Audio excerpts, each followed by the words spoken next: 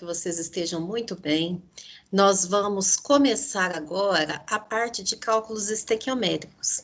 Eu vou compartilhar aqui com vocês o conteúdo da videoaula de hoje, né? Então, gente, essa parte de cálculos estequiométricos foi dividida em duas partes, e nessa primeira parte a gente vai ver uma sequência prática para montagem desses problemas envolvendo cálculos estequiométricos. Aí a gente vê proporção entre quantidade de matéria, entre número de moléculas, entre massa e mol, e entre volume de gases e mol. Bom, gente, a estequiometria é uma palavra que tem origem grega, que está relacionada à medida de elemento. Como que a gente fala isso, medida de elemento? A gente traduz para cálculos que estão relacionados à quantidade de massa, de volume, de mol, número de átomos, número de moléculas, levando em consideração os reagentes e produtos em uma reação química. Então, a fundamentação teórica, gente, para esses cálculos estequiométricos, eles estão baseados lá na lei de Proust, que falava o seguinte: que em uma reação química, os reagentes e produtos, eles estão em uma proporção definida, né? Então, a partir dessa lei de Proust é que foi definida esses cálculos estequiométricos. Bom, aqui eu trago para vocês uma sequência prática para a gente montar esses problemas envolvendo os cálculos estequiométricos. Primeiro passo, gente, é escrever a equação da reação química balanceada no problema. Então, a gente escreveu a equação, ok. Se ela não estiver balanceada, a gente passa para o passo de balancear. Por quê? Aqueles coeficientes estequiométricos, que são os números escritos na frente das substâncias, eles indicam a proporção entre o número de mols de combinação dos reagentes para a formação de produtos. E aí, a gente vai estabelecer uma regra de 3 simples, levando em consideração a relação de que um mol, gente, tem 6,02 vezes 10 elevado a 23 espécies, que pode ser átomos, moléculas, aglomerados iônicos, igual nós vimos na aula anterior, né, que é aquela aula relacionada a noções de estequiometria. E aí a gente pode relacionar que um mol vai ter tantos gramas, que a gente faz a análise olhando a tabela periódica, a massa de cada elemento, e aí acha a massa de uma determinada molécula somando as massas dos elementos químicos, né? E aí a gente tem aquela relação também que nas condições normais de temperatura e pressão, um mol tem 22,71 litros. Então a base principal, gente, é saber essa relação aqui. E com essa relação a gente consegue montar a regra de 3 simples. Como que a gente faz a montagem do problema? Na primeira linha, a gente vai colocar a proporção estequiométrica, que é obtida pela essa relação fundamental.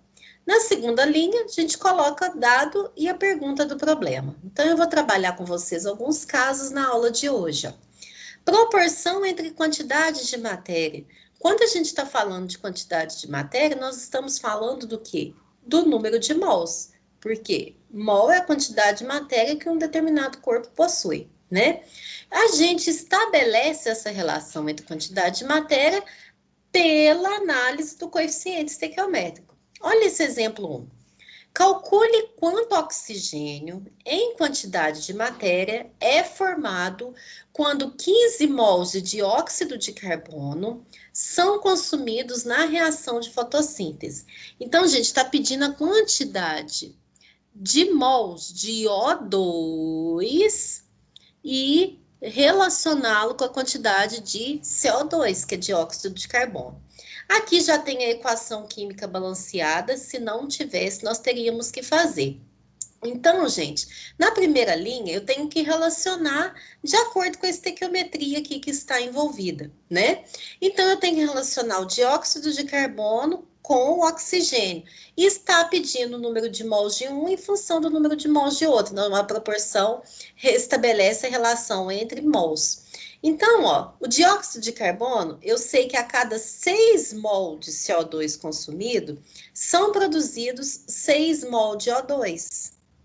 Tá pedindo a quantidade de O2 quando forem 15 mols consumido na reação.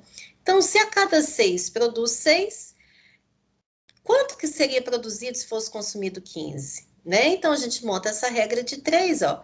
Multiplica cruzado, ficaria 6x é igual a 6 vezes 15.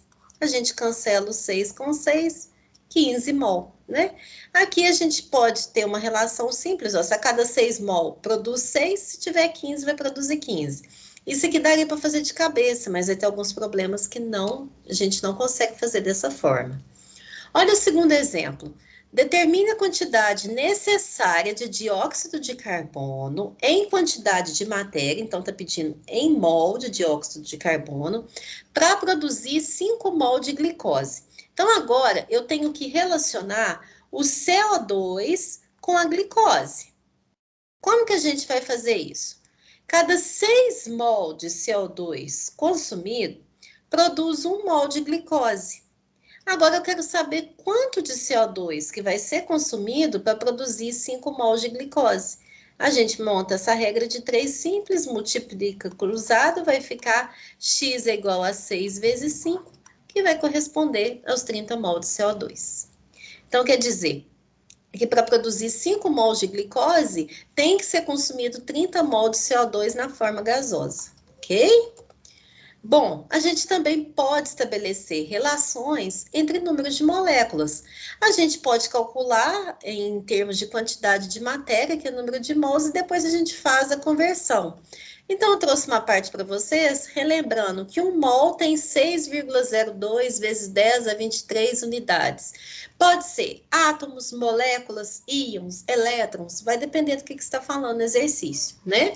Olha o exemplo 1. Calcule o número de moléculas de água consumidos na formação de 10 mol de oxigênio durante a fotossíntese.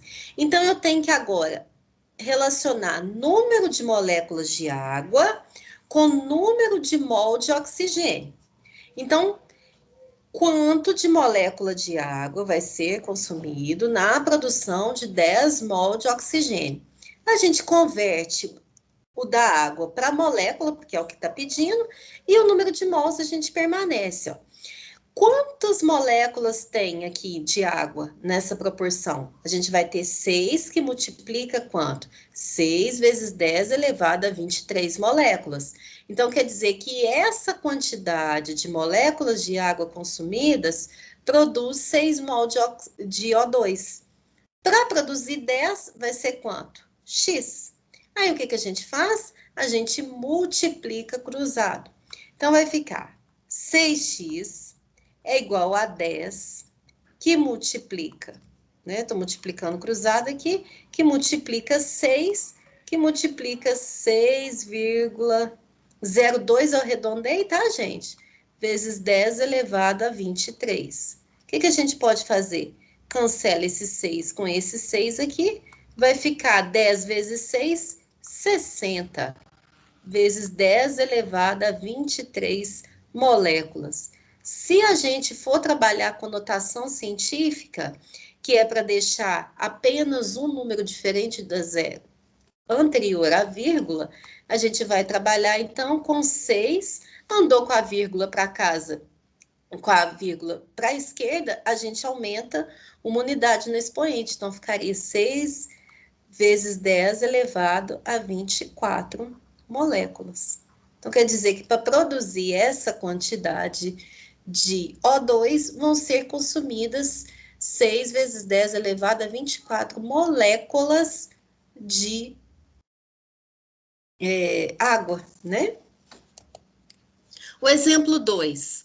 Quantas moléculas de dióxido de carbono são consumidas na formação de 18 vezes 10 a 23 moléculas de glicose? Agora, eu estou relacionando moléculas de CO2 com moléculas de glicose. Então, a gente vai para a reação. Então, vamos lá.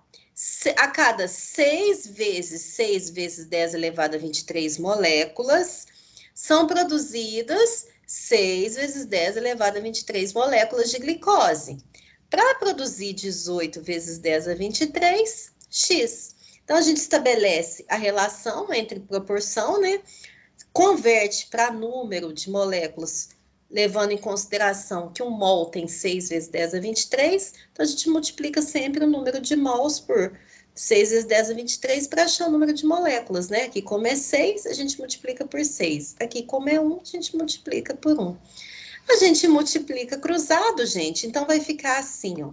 6 vezes 10 elevado a 23x é igual a 6, que multiplica 6 vezes 10 elevado a 23, vezes 18, vezes 10 elevado a 23, ó. O que a gente pode fazer? Cancelar isso daqui com isso, e vai ficar 6 vezes 18, que vai dar 108 vezes 10 elevado a 23. Passando para a notação científica, a gente chega a 1,08 vezes 10 elevado a 25 moléculas.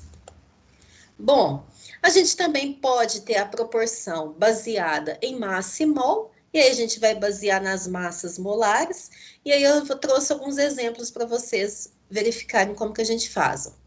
Determine a massa de dióxido de carbono em gramas consumidas quando são formados 20 mol de glicose. Então, agora eu tenho que estabelecer uma relação entre massa de CO2 e número de mol de glicose. Então, como que a gente faz isso?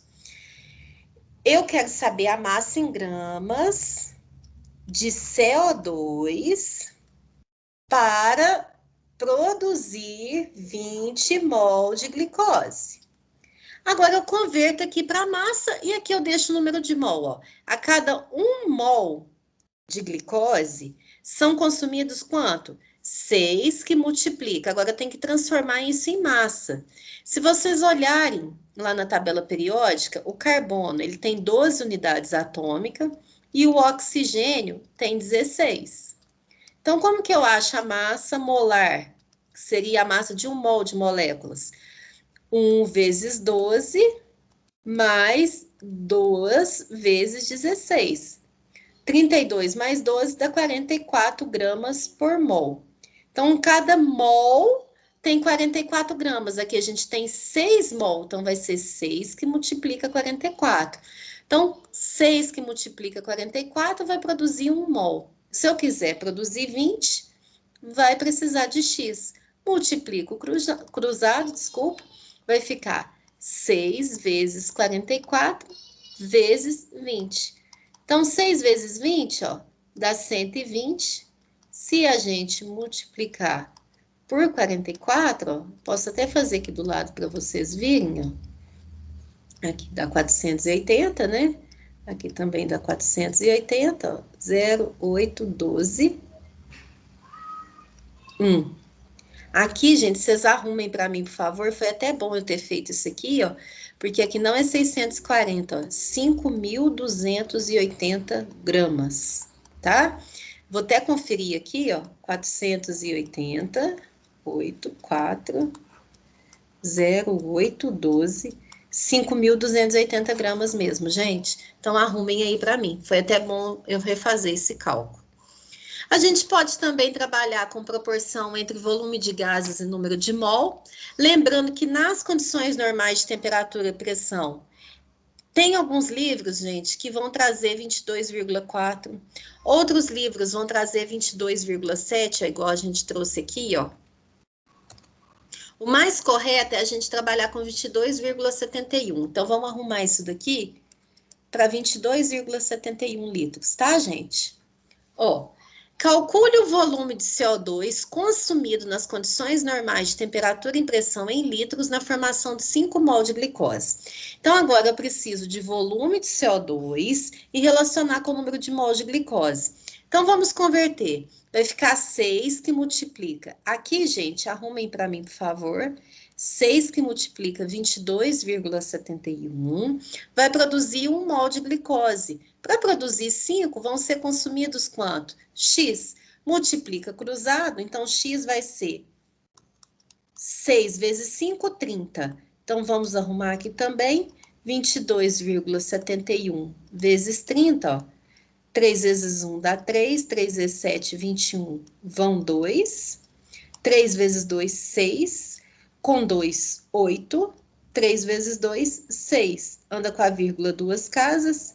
681,3 litros de CO2. Levando em consideração, gente, 22,71, porque tem alguns livros que trazem 22,4, mas foi definida as novas condições de temperatura e pressão, tá? Então, vocês arrumem aqui para mim, por gentileza. Bom, gente, de um modo geral, esses cálculos estequiométricos, eles permitem determinar a quantidade de reagentes e produtos através das reações químicas.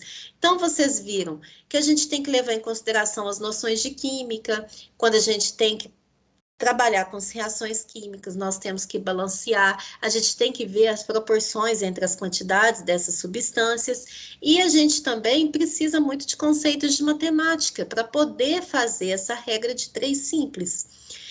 A gente tem que levar em consideração, gente, que nós estamos fazendo esses cálculos levando todos os resultados com reagentes puros e reações com 100% de rendimento. Mas nem sempre isso acontece. Aí a gente vai ter os casos que a gente fala que são as exceções, ou são outros casos que mais condizem com a realidade e que a gente vai ver na próxima aula, tá bom? Que aí é a segunda parte dos cálculos estequiométricos. Aqui está o livro base para o estudo de vocês, que é o Ser Protagonista do primeiro ano. Bom, pessoal, o que eu tinha para falar na aula de hoje com vocês era isso. Coloco-me à disposição para esclarecer possíveis dúvidas. E aí, até mais, até a segunda parte. Gente, tchau, um abraço a todos. Fiquem bem.